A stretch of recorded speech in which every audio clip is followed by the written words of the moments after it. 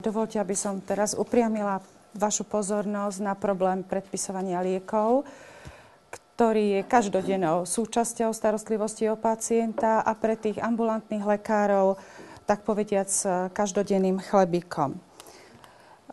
Nedala som si za cieľ v tejto svojej prezentácii presne definovať, vymedziť pojem, čo je to etika preskripcie, ktorá preskripcia je presne etická, čo je to presne zadefinovaný nezávislý lekár pri preskripcii liekov. Myslím si, že táto problematika je mnohorozmerná, veľmi komplikovaná. Skôr by som chcela ponúknuť len niekoľko zorných uhlov pohľadu na túto problematiku a očakávam, že toto snáď bude podnetom na širokú odbornú diskusiu, aby sme sa my spoločne dokázali dohodnúť a pomenovať tie pojmy a zásady, ktoré chceme v súlade s definíciou etiky považovať za ten spoločenský vhodný prístup lekára k preskripcii.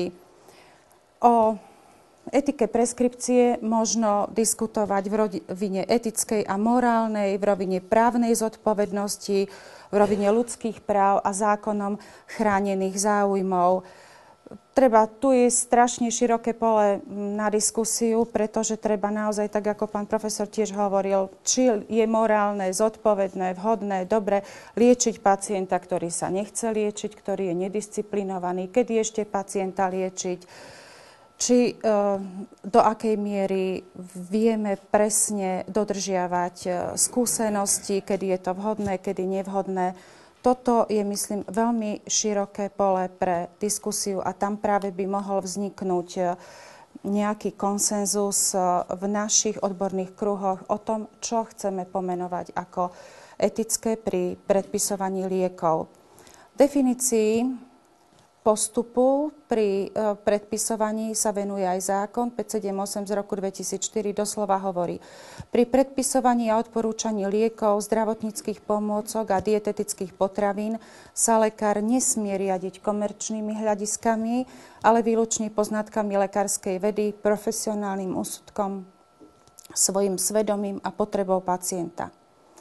Tu by som vyzdvihla, že také dva momenty, ktoré sú veľmi vágne definované. Čo je potreba pacienta? To, čo chce on, čo si myslí, že potrebuje, alebo to, čo sme my presvedčení, že potrebuje a on nechce. Ak som si pozrela kategorizáciu liekov tak detaľnejšie, tak tam dokonca vyvstal paradox, kde mnohé balenia malých liekov sa doplácajú viac. Takže aj toto, či je potrebou pacienta, aby platil za menej tabliet toho istého lieku viac. Ako definovať to komerčné hľadisko? Jeho konkrétny výklad nie je žiaden. Máme si azda vysvetliť, že lekár nesmie prijímať odplatu od výrobcu, predajcu za predpísanie lieku. Toto definované nie je. Tiež sa treba dohodnúť na tom, čo si chceme predstaviť pod komerčným hľadiskom, čo budeme akceptovať alebo neakceptovať pri predpisovaní liekov, pretože takéto voľné, vágne vyloženie môže byť použité v prospech alebo neprospech konkrétneho lekára. Na druhej strane je ťažko stanoviť nejaké normy pri predpisovaní liekov, pretože každá ďalšia norma by bola len podzákonná, nesmie byť prísnejšia ako zákon a nesmie sa líšiť od ústavy, nesmie prekračovať literu zákona a meniť ju.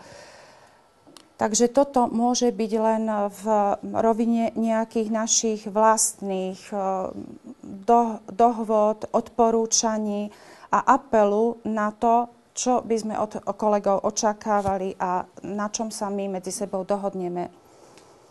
Ak má byť lekár nezávislý, nemalo by mu na ničom záležať, nemal by byť od nikoho závislý, na ničom odkázaný.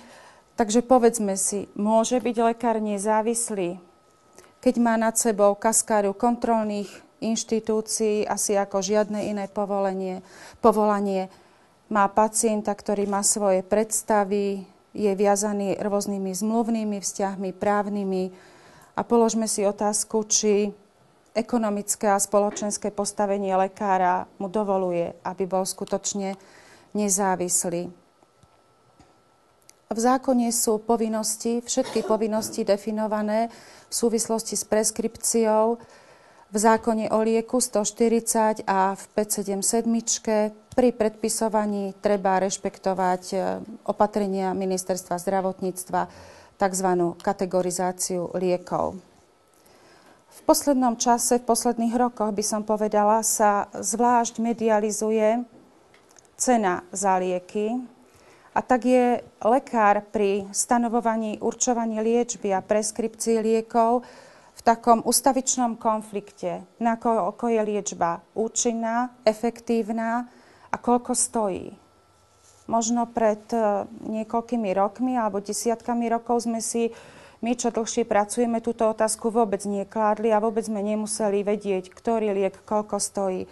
Žiaľ, teraz je táto otázka stále aktívnejšia, pretože stále sa nám pred oči dostáva to vysoké percento z prostriedkov na zdravotníctvo, ktoré sa práve míňa na lieky. Tak som si dovolila pri tejto otázke pozrieť kategorizáciu liekov a zamyslieť sa nad tým, či je to vždycky len problém lekára, ktorý nadspotrebuváva, možno neefektívne finančné prostriedky investuje v preskripcii. A našla som niekoľko takých paradoxov v kategorizácii a v skutočnosti. Na trhu sú mnohokrát nedostupné malé balenia liekov, čo je nevýhoda pri zavádzaní lieku, pri potrebe nejakej krátkodobej liečby. A ďalším paradoxom sú práve nízke doplatky na veľké balenia liekov, čo je síce výhoda u pacientov chronicky chorých, nastavených na dlhodobú liečbu, ale nevýhoda pri tých skôr pomenovaných situáciách. Tuto sú ešte ďalšie príklady toho, aké je vysoké percento z ceny lieku v doplatku na nižšie a väčšie balenie od 10 až do skoro 60%. Takže paradoxne tie najväčšie balenia sú najlacnejšie. Či aj toto, treba si položiť otázku, toto nariadenie, opatrenie Ministerstva zdravotníctva, kategorizácia neindukuje istým spôsobom nad spotrebu. Ak hovoríme o tom, že sú u nás vysoké náklady na lieky a chceme byť korektní, treba sa zamyslieť skutočne nad tým, či tie lieky neprimerane rastú, vzniesť tieto údaje na chorobnosť populácie, demografické údaje, zvážiť zastúpenie a podiel preventívnych programov na spotrebe liekovej. Tiež by som rada pripomenula, že 2 alebo 3 roky sa zmenili napríklad očkovacie látky a stali sa liekami, ktoré sú písané na recept. Takže istým spôsobom sa určité množstvo prostriedkov len ako keby presunulo a je to optický nárast. Položme si korektne otázku, či sa u nás nadspotrebuvávajú lieky.